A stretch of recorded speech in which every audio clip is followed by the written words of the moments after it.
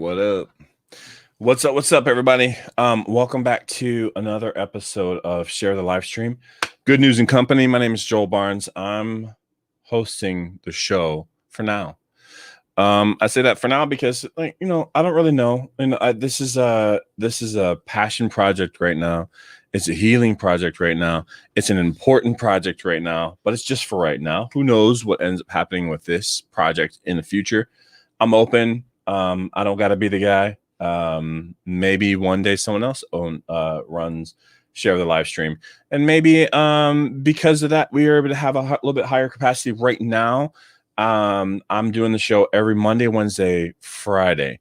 This week I did that Monday, Wednesday, Friday, and it felt good. It felt like it was a good rhythm. There's something to the Monday through Friday part that was a little bit more exhausting to me. I didn't have enough space to process and or write and or prepare.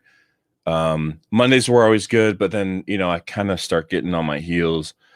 Process right now I get on, I share, I whatever it is that kind of comes up, right? I'm able to listen. I don't feel like I was able to listen and tune in to what I should be sharing. Nothing was ever really forced, but I don't think I was able to rest in between. I don't think I was able to get what I was supposed to be getting out of it. And so because this is a project, just like this is a ministry, this is a idea that sharing is mutually beneficial. If it wasn't good for me, then I needed to make sure that I was careful with it. Careful with it being an overcommitment. And so that's why Monday, Wednesday, Friday is now the new cadence. And this is Friday. And this week, it has provided a good amount of space.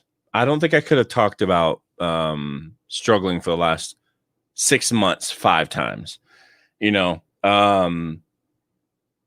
feel like it was healthier for me to talk, be quiet. Today is the third time I talk, third time I share. And that also gives me time to share with God, to be like, God, that didn't feel good, or this doesn't feel good, or in the middle of it, you keep giving me these pain spells. I had one last night, so that's why I'm a few minutes late today, because I just didn't sleep good. I haven't slept good in a while, but I'm so excited to share today. Because I had some space, right? And because I had some space, I was able to think through some stuff. This week, I'm sharing 7 takeaways from 6 months of pain and suffering. And so, with that, the first clarification is that I am in the storm. I'm in the middle of it. I'm not past it yet. I will be past it eventually, but I'm not past it. I'm actually in a point where, coming up this next week, they'll be starting a pain treatment for the first time, and since I've kind of had our surgery go wrong, and this week will be the first time that they try anything other than pills to help navigate the pain. If that doesn't work, then eventually there's potential for having my knee replaced. So I'm directly smack dab in the middle of it, and might be at a point where I have to start over, but I don't want to miss it. And so because I don't want to miss it, and because I want to make sure that I am be sure that I'm checking in, and that I want to do my best to not miss it, right? To make observations while I'm in the middle of it, give praise while I'm in the middle of it, so that eventually, even when I'm on the other side of it, I can come back and say, yo, look at did you watch the video from episode 34? I think this is.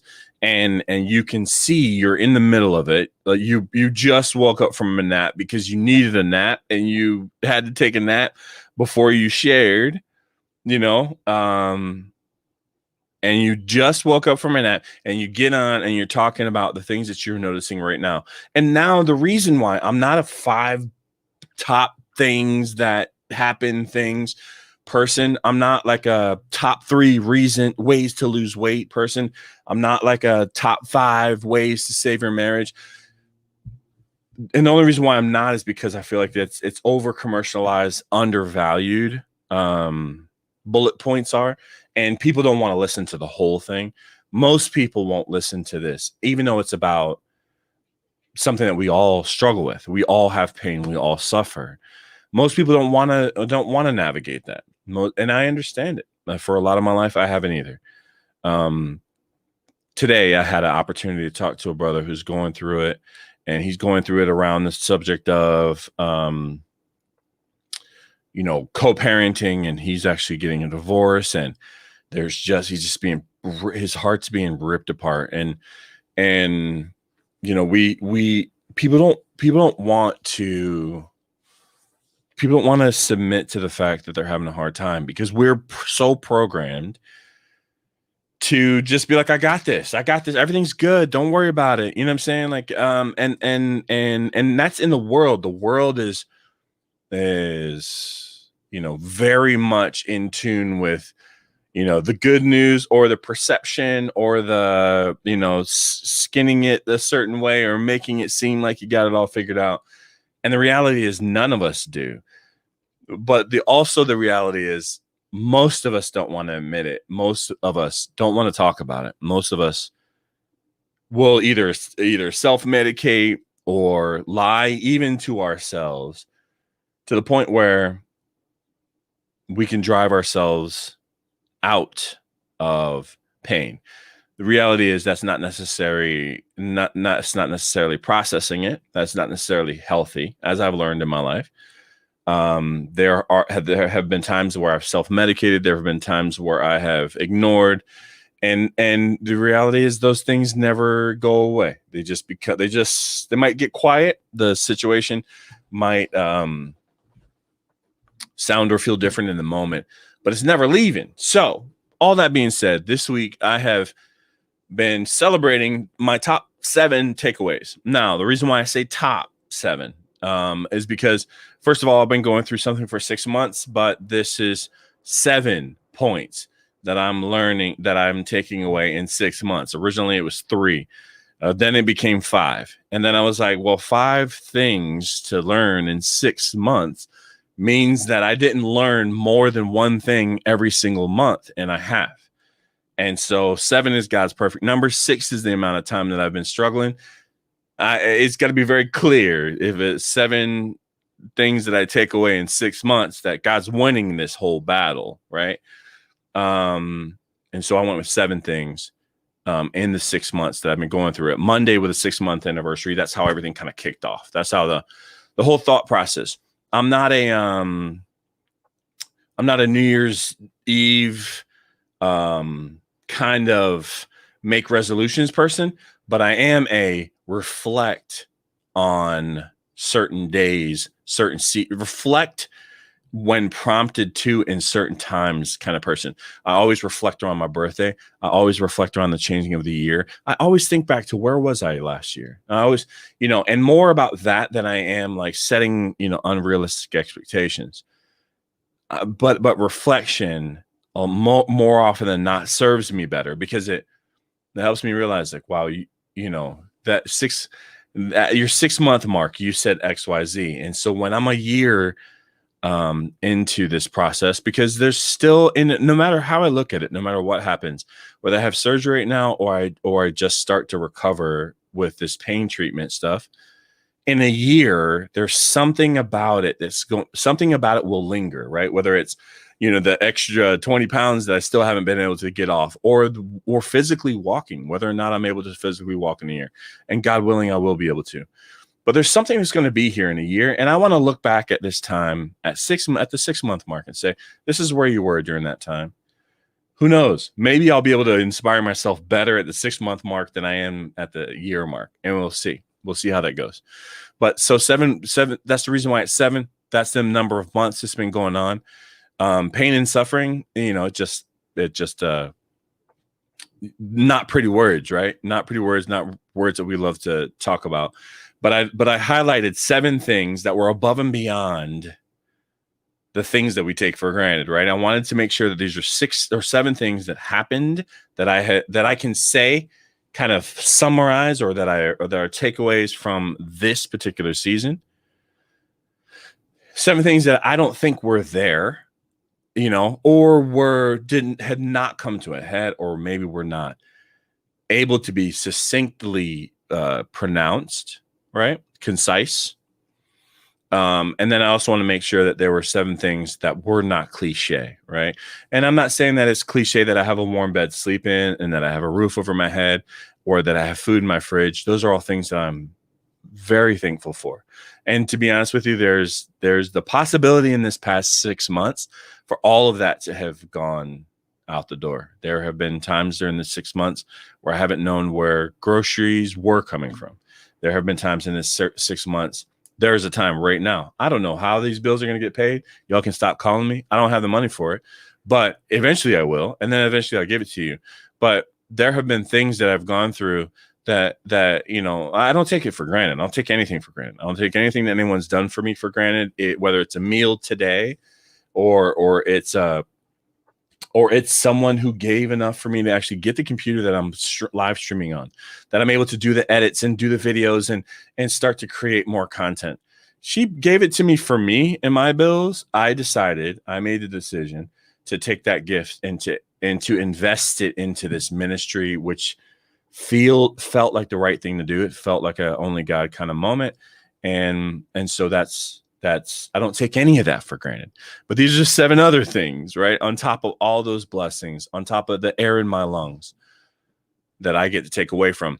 And we started the other day. We started on Wednesday, and we started going through. I'll list all of them again, and then I'll kind of quick summarize the 4 that I went through already, and then we're going to go into the 3 that I have left over to unpack.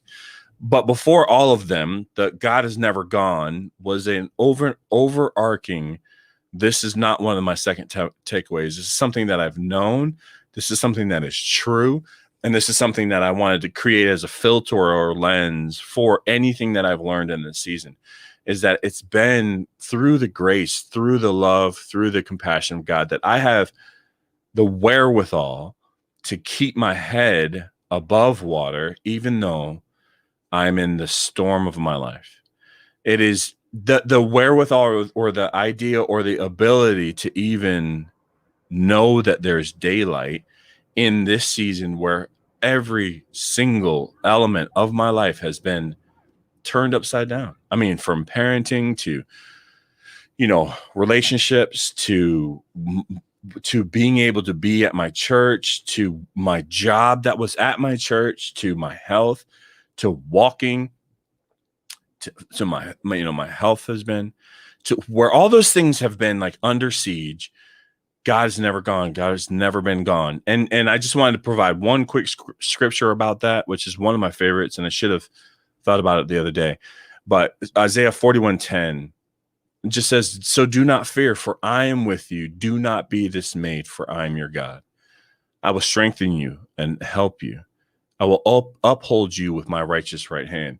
And that's just a reminder. That's not one of the 7 takeaways. That's just a reminder that no matter what it is we're going through, God's there. And so into the points, into the takeaways. First takeaway was that life is supposed to be lived slower than we live it. I did not unpack that the other day, so I'm going to unpack that today.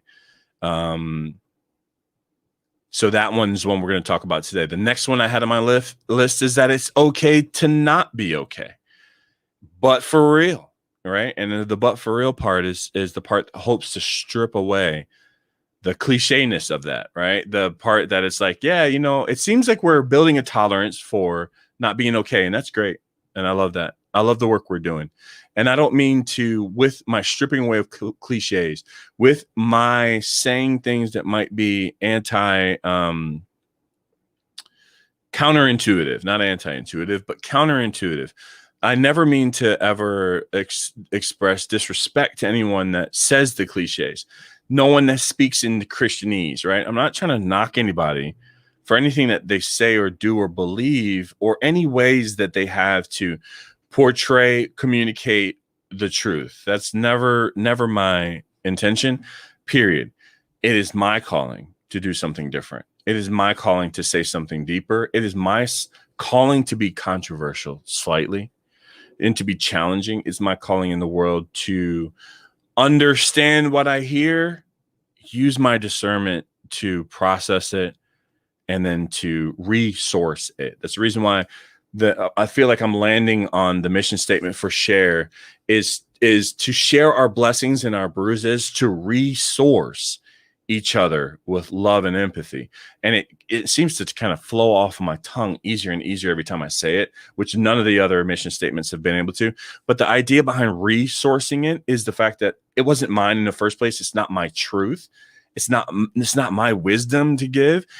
I'm just a resource. I'm taking the source, which for me is God, for me is Jesus, and I'm taking my source and I'm resourcing it to people, to each other, for us to experience love and empathy. Because to me, that's what sharing is all about. That's what this is all about. The more we share, the more we open up, the more we're able to connect with each other, the more we're able to resource what God's given us to others, the closer we'll be, the more whole we'll be, the more healed we'll be.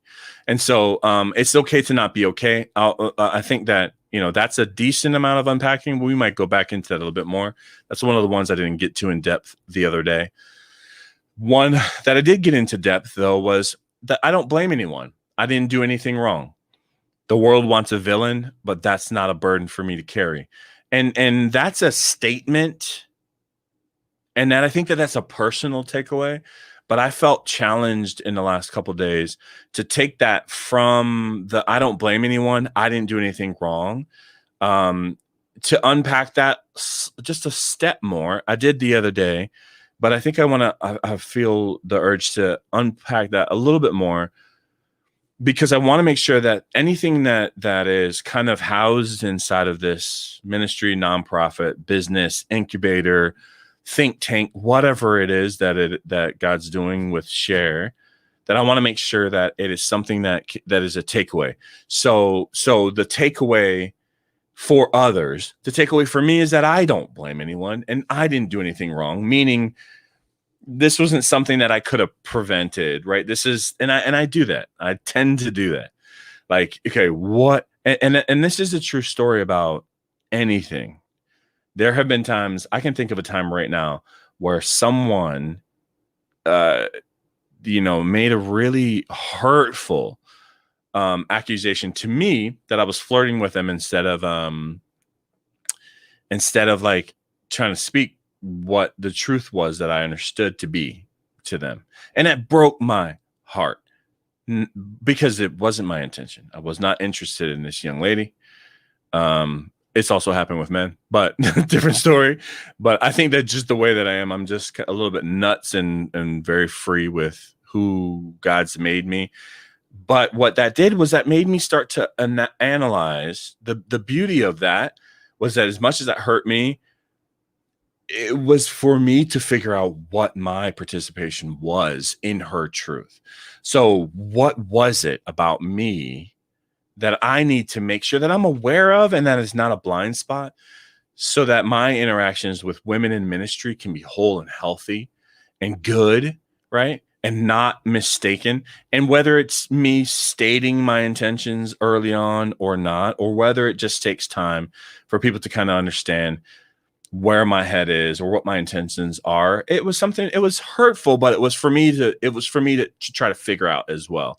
It was as much for me to understand as it was for my intentions to be just taken for granted or taken at face value. But in this particular situation, as I have searched, as for the first, couple months, I'm trying to figure out like, was I supposed to quit my job before I got hurt? Because I felt like I was on a path to get hurt. And I just, or should I have worked out better? Or should I have like all the things that I try to figure out, right? To wrap my head around it, or for me and I'm the first one to put myself in the crosshairs. I am the first one to put myself in the crosshairs. Before I point fingers or blame anybody, I have already shot at myself 100 times first. But the point of this, the bigger takeaway, I think, than just the individualized I don't blame anyone and I didn't do anything wrong. The bigger point for me is that blame really doesn't serve us well. I can't think of a time that because I knew that I knew and I was able to vocalize the evil that was in my father in the time when I saw evil or what it was, whatever it was. I can't tell you that it's time when that served me well. But, and there's a big but here, and I don't like to make but statements.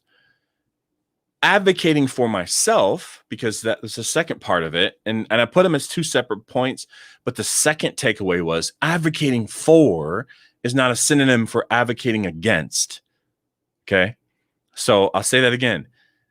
I don't blame anyone. I didn't do anything wrong. The world wants a villain, but that doesn't serve me well. Carrying a burden, carrying blame doesn't serve us well. It doesn't serve me well. However, advocating for is not a synonym with advocating against. Just because I'm advocating, and a perfect example of it, and this is probably controversial, advocating for people's rights isn't advocating against people that have set up their standards or perimeters outside of those rights. So I'm not necessarily advocating against all lives matter person when I say that Black Lives Matter matters. Like that's not that we've become so linear and so I want to say liturgical is the word, but I don't know if that's the word, but literal. We've become so literal that it's because it's caused us to be so blind to compassion, empathy, and love. And because I'm in the world to generate and not generate, resource empathy and love, because I'm in the world to resource empathy and love, anything that's contrary to that, like an all lives matter it's not saying enough. Yes, it is true that all lives matter, but if I am not, but my advocation for Black Lives Mattering, it doesn't take away. It's not if or then, or it's not if then statement. It doesn't cancel out anything else. And for some reason in this cancel culture, this linear culture, this we have to pick a side culture, it doesn't serve us well to carry that burden of blame or exclusion. It doesn't serve anyone well. It serves us, and it doesn't serve us well to associate blame or exclusion with avocation. Those are two very separate things. And so advocating for something is not synonymous with advocating against someone else. They're mutually exclusive. Yes, you can do both. Yes, you can advocate for someone and hold someone accountable.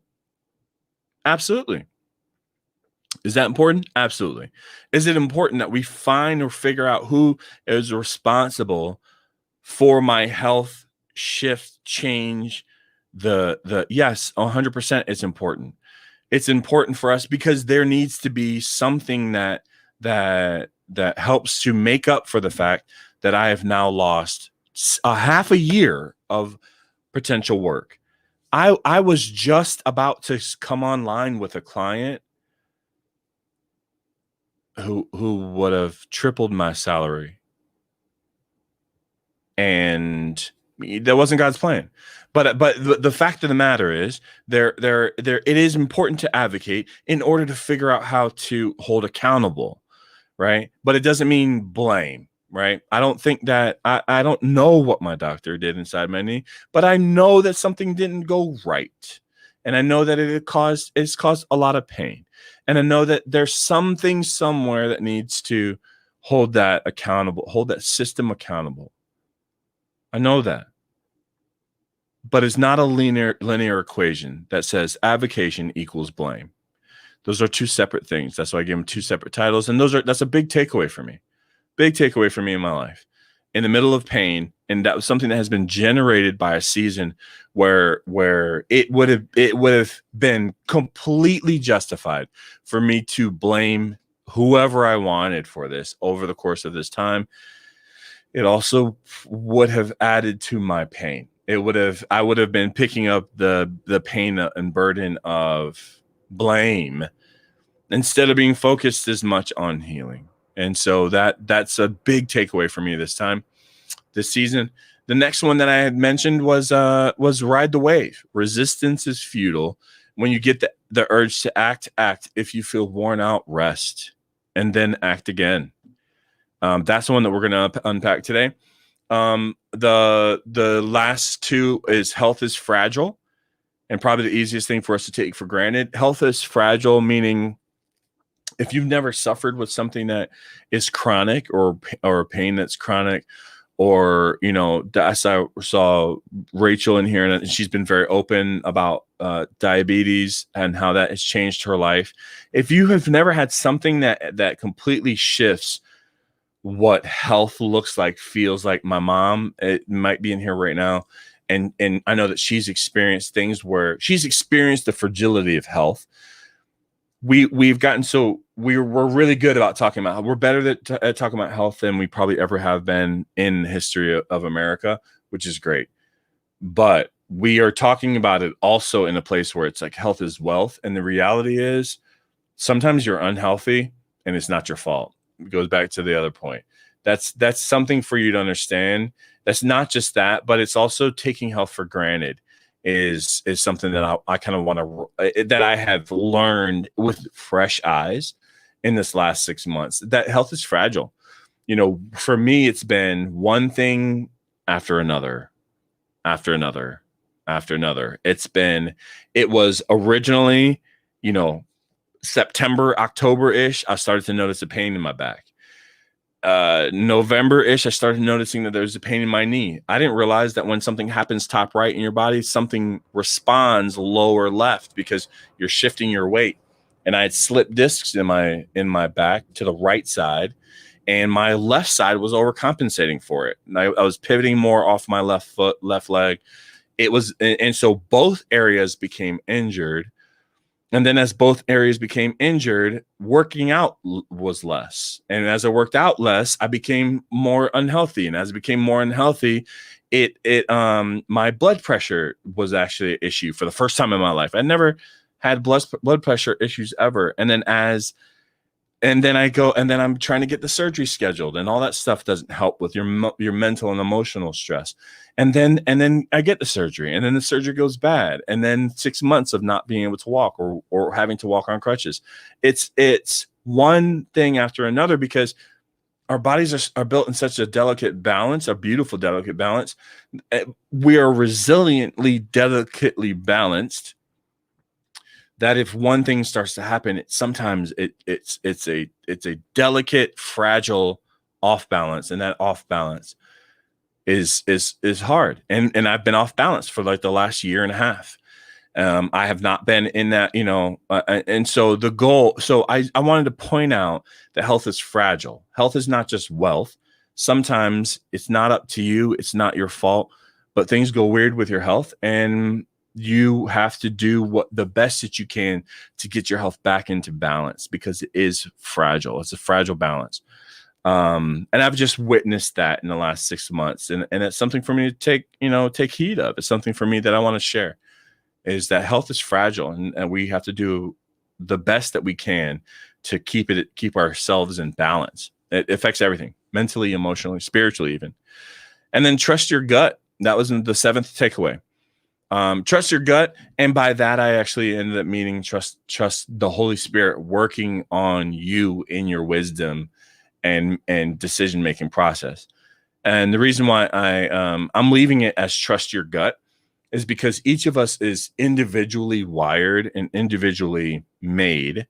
And especially as we have a relationship with God, that relationship becomes deeper. You start to hear more and more. And if you're a person that studies the Bible like I do, you tend to find more and more in the Bible about that will affirm what the Spirit will tell you.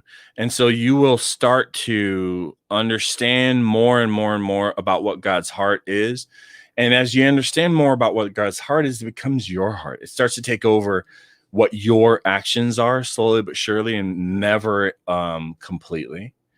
I think that's a good point to that's not just that's a life takeaway, is that no matter what you do with your process, your journey, your spiritual relationship, it'll happen slowly but surely, but never entirely, because we're still always going to be human. We're still always going to make mistakes. We're still always going to sin. But it'll happen slowly but surely, where things will start to, well, as you submit, as you lay your pride down, your more and more and more, your relationship will look more, the way you present yourself in the world will look more like the relationship you have with Jesus, to be honest. And that's my goal. That will be my goal forever. And I'll never achieve that goal, but I'll stay as a goal to be more and more like Jesus every day, because through the storms, the reason why I'm able to do this thing in 6 months, and in the middle of this, right? It could be, if I have this knee replacement surgery, it could be 6 months to a year before I walk again without crutches. Like, what? But as I'm in the middle of it, a big takeaway that's not on here is that when you are anchored, when you are tethered, when your house is built on solid rock, the storm comes, blows, does everything else that it's going to do, and you don't find yourself all the way down the street like a tumbleweed house. You find your house beat up. You find your house, your storm windows might be ripped off. For me, it's my leg. My sciatic nerve might be a mess. I might not be able to sit for more than an hour and a half. Yesterday, I sat for 2 hours in this chair. And it was like the most that I've sat up physically in 6 months. But my faith is unshaken. You know what I'm saying? Like because my foundation's good, my of where my house is built, like it's okay. I'm in it. I'm in the storm, but my faith is unshaken. It's not moved. And I'm not saying that that's an easy place to get. I'm 42, so I've had some time. I've been the tumbleweed house down the road. I've been the boat that's gotten pulled all the way out to sea in the storm. I've got every metaphor for it going wrong in the storm, it being lost, me being lost. I have it. But now that's my testimony. Now that's who today I had an opportunity to share about the fact that alcohol played way bigger role in my life than it should have for a lot of years. But I got a chance to share that with someone who needed to hear that today, who just needed to not be judged about the fact that they are self-medicating more than they should, but to the fact that, like, yo, bro, at the end of the day, that problem's still going to be there on the other side. I promise. Been there, done that, seen that, free of that. I've been delivered from that. So I get to now talk about that in a different way. And so I would never even replace that part of my life. Never. I would never. Now it's part of the power. Now it's part of the connection. Now it's behind the scenes conversations that I get a chance to have. But that comes from years of cultivating what my gut says. And the reason why I say trust your gut, and I will still say trust your gut, even though we know that it's ultimately the Holy Spirit that you're listening to, is because I believe that God wants us to have that relationship. And he wants us to have such a good barometer as to what is and isn't good, isn't from him. I think he wants us to go through the process of holding it up to the light to see if we see the mag strip in the $100 bill. Is this real? Is this real truth, God? Is this real knowledge or wisdom from you? And if it's not, I need to rip this $100 bill up because it's counterfeit. But if it is, and it turns out to be real every single time or more, because here's the thing, I hear things, I have urges or things, and I've gotten a little bit more trained. I can tell you that I can hear it when it's not from God. And so if it's not from God, then I know it's from the devil. And if it's from the devil or from Satan, the evil one, whoever you call him, you probably don't want to talk about him. I know that I need to fight. I know my guard goes up and I say, I rebuke you, Satan, in the name of Jesus. My mom gave me that tool. One of the most important tools that I've ever been given in the world was the ability to rebuke the energy of the evil one, the attack of the evil one. I've been seeing the number 666 everywhere for the last week. You know what it does to me now? It might have in the past like made me like, oh, like, you know, what's going to happen next? How is my life going to get beat up next? And who knows? Maybe that's the truth. Maybe something. But today it's flattering. Like, it's, to me now, it's flattering. Oh, Satan, you want to remind me? And here's how crazy it was.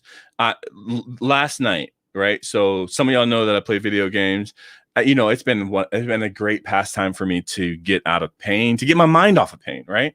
It's better than a Vicodin or a Norco because it's not a drug that's just numbing nerves. What it does is it actually takes my physical focus away from pain, and I can be in that game, jumping over a brick, you know, aiming down sight, trying to eliminate an enemy, whatever, right? Stupid. Doesn't mean anything in the world, but it helps me. It's good for me. It's healthier than a pill. And yesterday I actually live streamed my gameplay for the first time ever. You can go check out Lions Mane Gaming on Facebook Gaming if you want, whatever. It would be great. Do it. Because I'm going to do it because I need to make money, and I can do that as a side job if I commit to it just a couple hours a day here and there where I can. Not a great gamer, pretty good at community. That's kind of my thing, right? I'm not the guy that's gonna shred the entire game. I'm the guy that's gonna be funny. I'm the guy that's going to probably mess up a lot, but it's going to be funny. And my reactions, I can't wait to start getting better at editing videos because, you know, sometimes I get scared with these video games and like physically it probably, you know, I haven't recorded any of them, but like, you know, they'd be pretty funny to see, like see me get scared because of a video game because I'm so in it. Anyways, Lions Mane Gaming on Facebook. Anyways, and my little brothers encouraged me to do it. Actually, Justice and John, they both play Fortnite and play around and play games. And so, you know, it's also cool to be able to do something. I can't wait to like stream a game with us all playing because I can do that now. And so, you know, to hear my little nephew Liam on the controller, it's just cute. It's just family. It's fun. It's a non-toxic environment. There's cussing every once in a while. Probably late night is when because one of the games, you know, has like reactions in it that cusses or whatever it is. So we'll do that. Like there'll be a Lions Mane Gaming after dark. So it won't be streamed while the kids are awake. But if we stream anything during the day, it's going to be, you know, PG gaming. Good, you know, watch our language and whatever in case the kids are kind of watching. And so, but just fun, you know what I'm saying? Non-toxic fun. That's I feel like, you know, God always points me at gaps, and I feel like that's one of them in gaming. Is gaming so toxic? Some of the things that come through on the comms are crazy. You should hear them. Anyways, I forgot my point about all that. Oh, the mark of the beast. So so I was in game and I literally noticed that one of the guys I was playing with was, I don't know, first name Maya something 666. And again, this is something I've been noticing. I've been seeing this number a lot lately. And it's not a common number. Not just is it not a common number to see, but it has a very powerfully ominous meaning. It's the mark of the beast in the Bible. Maybe I'm not going to do a study about it, but I want to know more about it. I probably won't do a public study about it, but I'll probably research more of it my own. But it's very clearly a number that represents the mark of the beast. And he had it in his tag.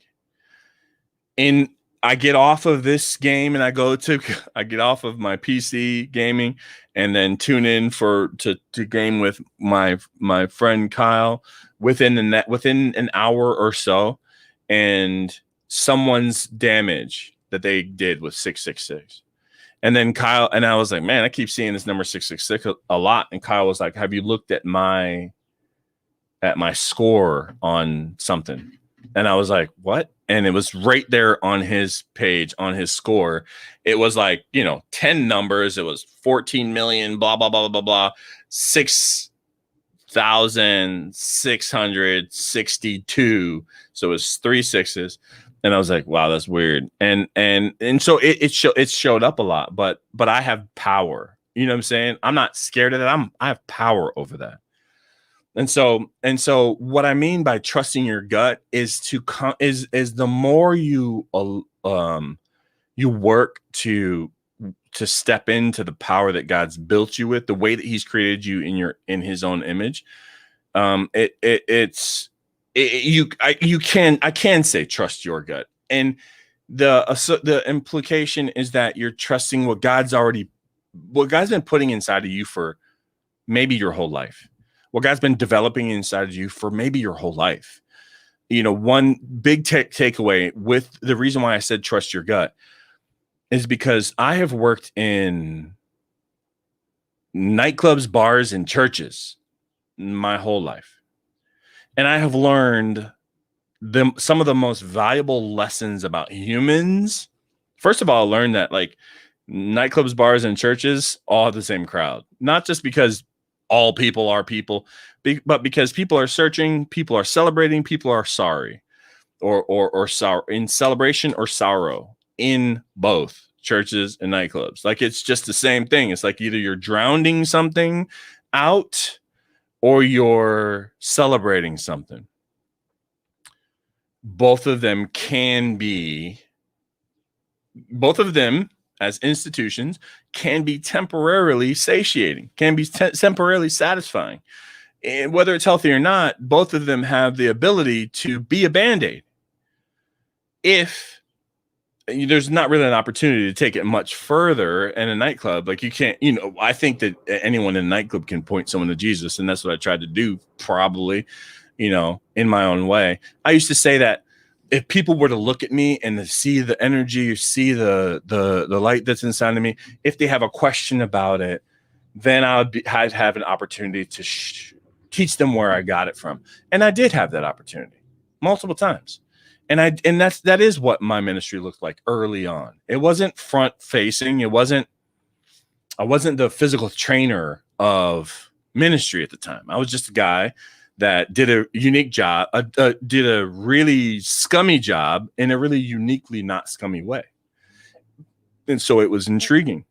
And then, I started coming to Soul City actually because of one of my servers from my nightclub inviting me. She wouldn't have been able to invite any of her other GMs to church. She was able to invite me. Why? Because we had a special relationship, because we actually prayed at shift meetings sometimes.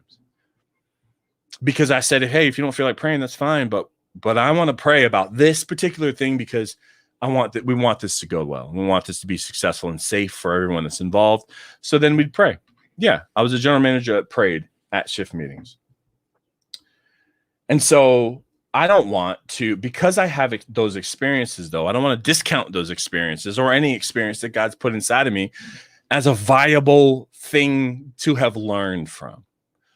I don't want to. I've taken the experience of my childhood, and every single element of it is a viable thing. It's a viable takeaway.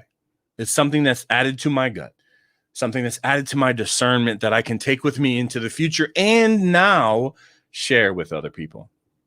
And so trust your gut. As many other meanings and as much deeper as it sounds, you got to trust your gut. There's no mistake that you have that feeling when you are in that bar and next to that person. It's not a mistake. Trust it. You've been given these tools by God to use them to protect you, to keep you safe.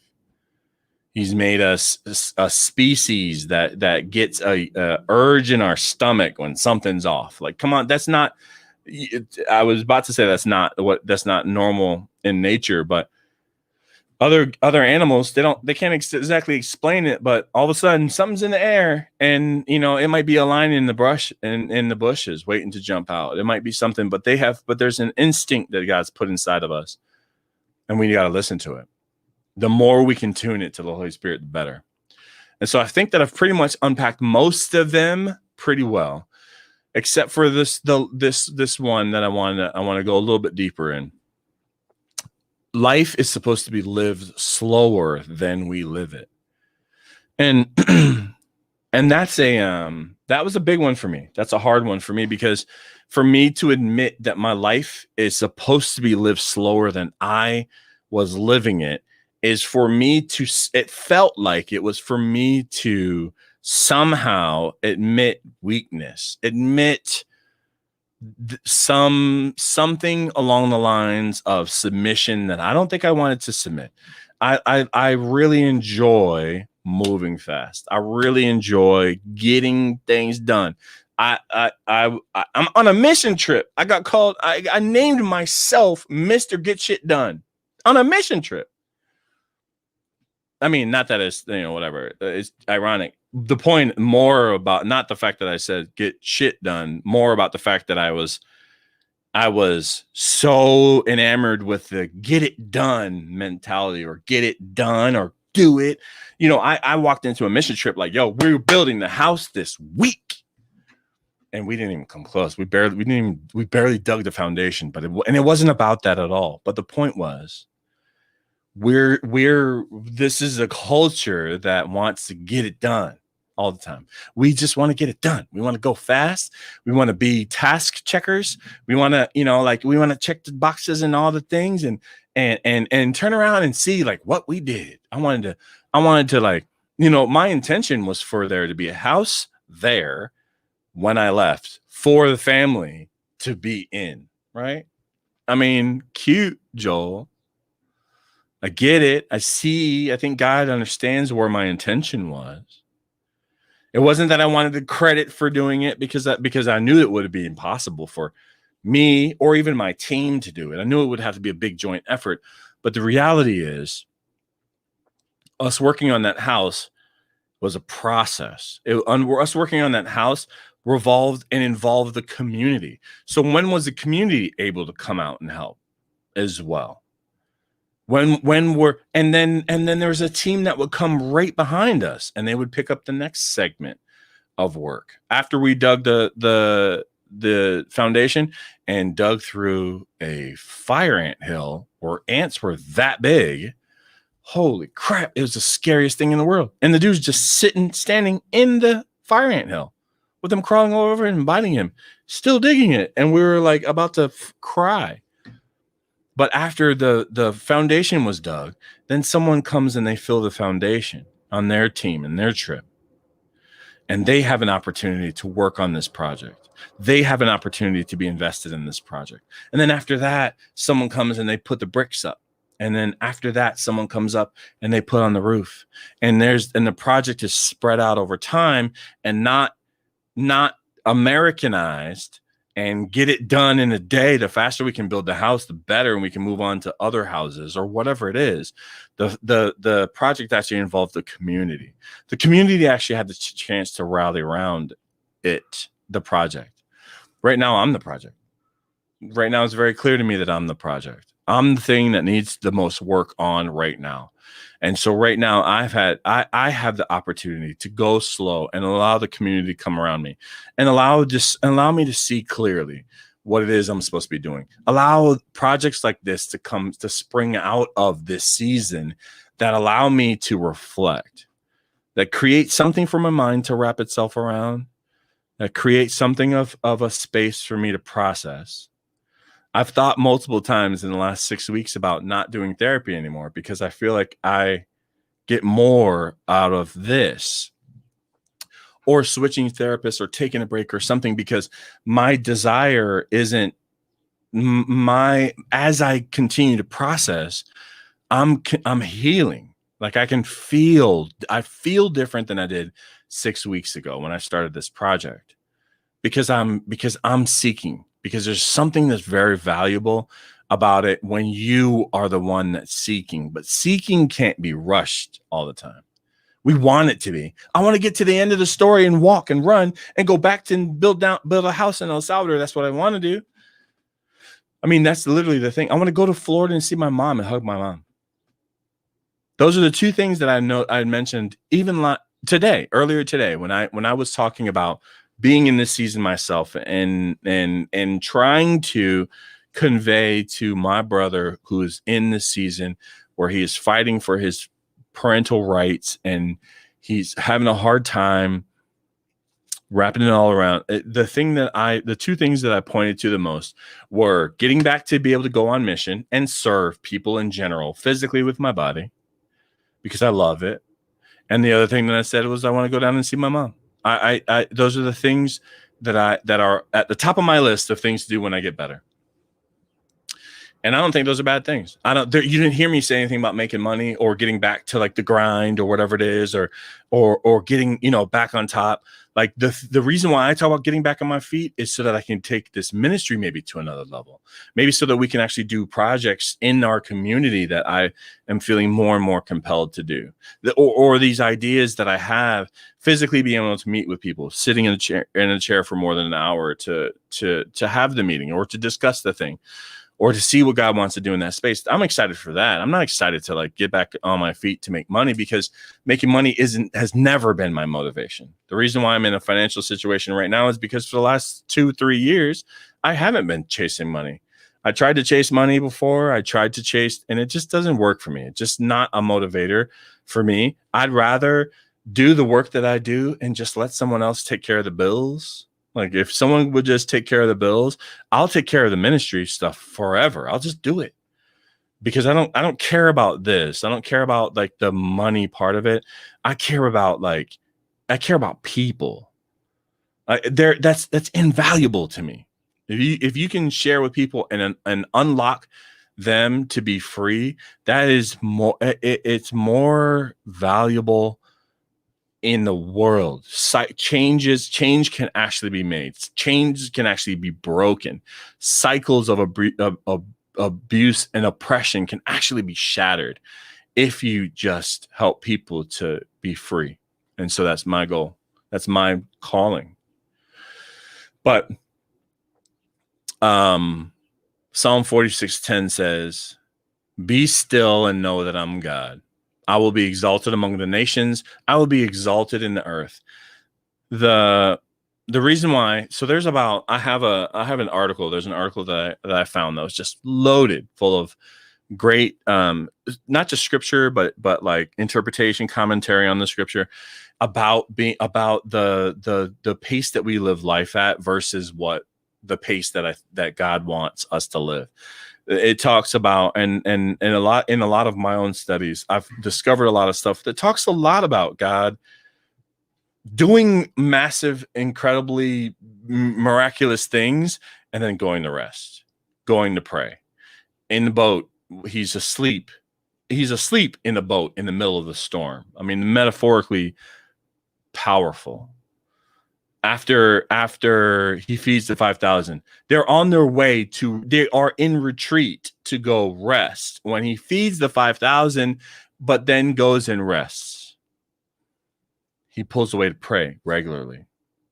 If you look at it from a zoom out perspective, 33 years old, 30 years old ish is when Jesus started his ministry, and it lasted for 3 years.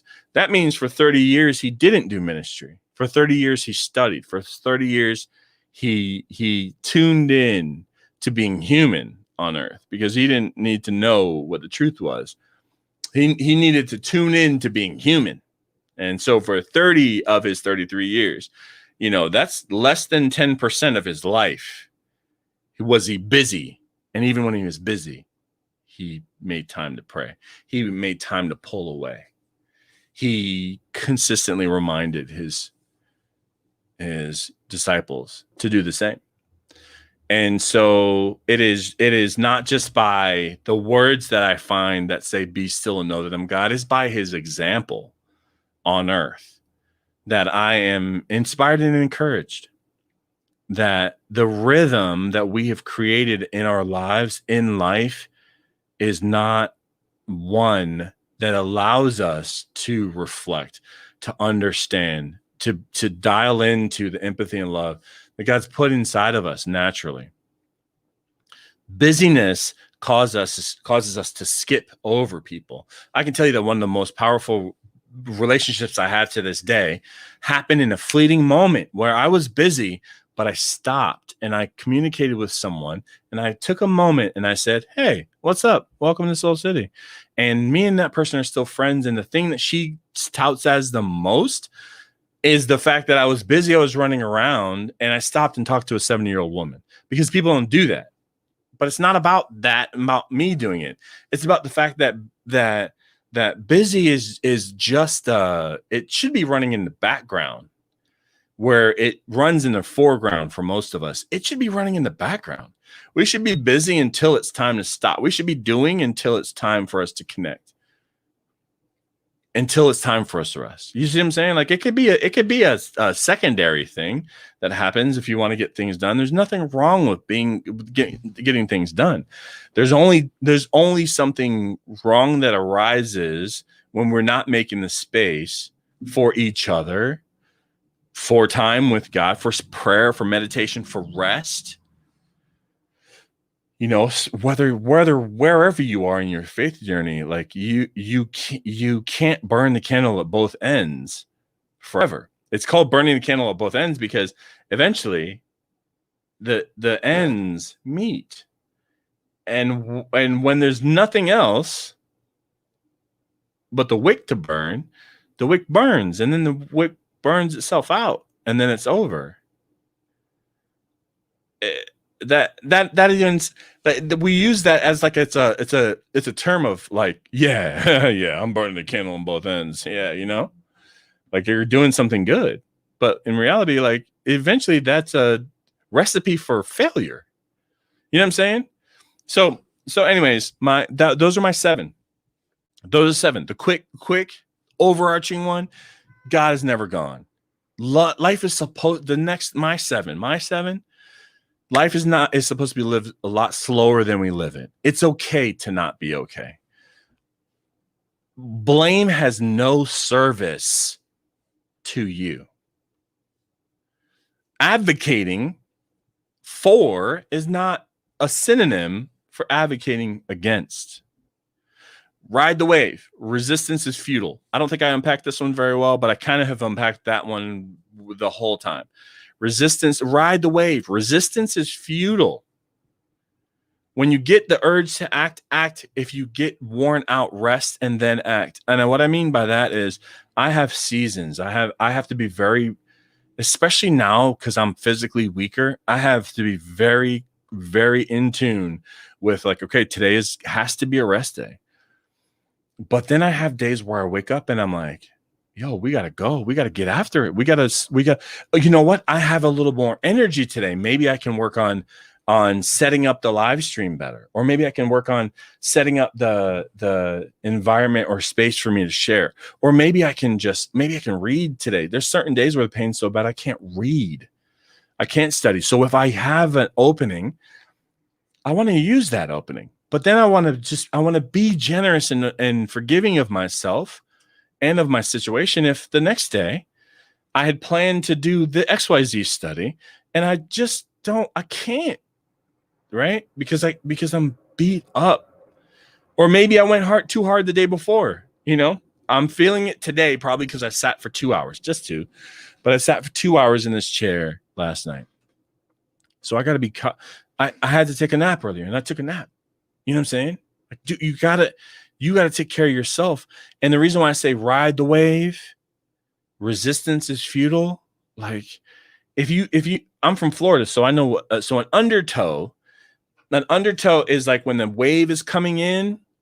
There's a flow of water as the wave is coming in. That's coming under. That's literally along the ground of the beach, and sometimes it drops off. And if it drops off in the right place, and the wave is coming in at the right time, that undertow is so strong that it'll pull you out to sea. And you know what you're taught? And I didn't even think about this when I wrote that. But you know what you're taught? You're taught to don't fight it, because you won't have the energy to fight it. You're told to allow it to pull you out some, but then line yourself parallel, get yourself in a parallel position to the shoreline and swim in a different direction. So instead of fighting it, oh no, I gotta go straight back forward. It's pulling you out and pulling you under. You're trained to swim along the beach line so that you can get to the next place that doesn't have that same undercurrent. So that you can get to a place where that undercurrent is essentially broken, and then you have the power to then swim back to the shore. You literally are trained to resistance is futile. You're trained, you know, if you get tossed overboard in the middle of choppy, crazy seas, it doesn't matter how much you want your head to be above water. The water is going to come crashing over. So instead, if you find out what that rhythm is when the water's up and the water's down, and you breathe in the moments that you have the chance to breathe, and then you hold your breath when you need to hold your breath, like there's more of a rhythm in that that can lead to survival than the resistance. I'm going to breathe when I want to breathe, or I'm going to keep my head above water when I want to. And that's the reality for me right now. That's the reality for a lot of people that are struggling in something or through something or have pain or chronic or something. We got to take the good days and let those good days be good days. And then when there's not a good day, not beat ourselves to death about it. Like we got to take it as it comes. We got to take the rhythm. We got to take the rhythm and say, this is the rhythm that maybe I didn't choose. Maybe I don't want, but the rhythm has nothing to do with what you want. The rhythm has to do with what's supposed to be happening right now in your life. How can God use this particular thing? Maybe it's getting wary from the waves. That eventually is like, okay, God, I'm with you. You know what I'm saying? I'm going where you take me, because I don't have anything that I can't do anything else. I gotta just go with it. You tell me to start a show. All right, I start a show. Let's say 5 days a week. All right, 5 days a week. It's good for 6 weeks. Then on the 6 weeks, sixth week, it's like, yo, maybe it needs to be 3 days a week. All right, cool. It's 3 days a week. You know what I'm saying? God, I don't know how I'm gonna take care of this bill, that bill, rent, food, whatever it is. And bro, are you riding this wave? Are you trusting me? That's what it means. Are you trusting me with being the captain of the ship? Because you can take over control. You can resist. Resistance is futile. Act when you need to act. Rest when you need to rest. And then health is fragile. Health is fragile. Not just health is wealth. Sometimes you're not healthy and it's no one to blame. That's something that, like, you're not poor. I'm not poor because I'm not okay right now. You know what I'm saying? I'm not poor. I'm just fragile. I'm broken a little bit. My body's broken. That's it. And then to trust your gut, essentially to trust the Holy Spirit, but trust what God's been doing in your life this entire time that allows you to have discernment in the first place. And so that's it. Those are my 7. I am planning on writing this up. I am planning on writing, I don't know, article, mini book. I don't know what it's going to be, but I am planning on writing this out. Because I feel like there's a lot here. You know, it's something that wasn't exactly my idea, but I'm glad that God gave me the idea to kind of reflect. I didn't want to do it again either. And what I'm noticing is, like, 9 times out of 10, if it's something that I don't want to do, but I still end up doing it, it ends up better for me. So I'm going to keep doing that. But that's all I got for today, guys. Thank you so much. I'll see you guys on Monday. We'll do Monday, Wednesday, Friday next week again, because it felt like a good rhythm. I felt like a good rhythm. And then we'll see what happens the next week. Who knows? Maybe one week we'll go all 5 days again. Maybe we'll do a night stream. I don't know. We'll see. We'll keep doing it. We'll just keep showing up. Don't forget to share. You have enough, whether it's blessings or bruises, whether it's, pain or provision. You have enough. So don't forget to share. Don't forget to lay down the pain where it goes. Don't forget to share in a safe space. If there's someone that you need to talk to, someone that you need to walk through a season with you, I have no problem doing it. I have no problem. I'm available to anyone who needs to navigate something. In whatever capacity I can be of service, I would love to. And then your blessings. You have time. You have your health. You have your wealth. You have whatever it is that are your blessings. We're one of the richest nations in the world. Sorry. We are the richest nation in the country, in the world. We are the richest country in the world. We have more than we need. And by that I mean time. By that I mean I mean you can buy the person call. You can aggressively think of ways to bless other people around you with what you have. Period. It's just the truth.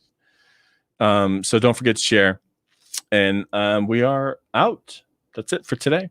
I'll see y'all on Monday. Peace out.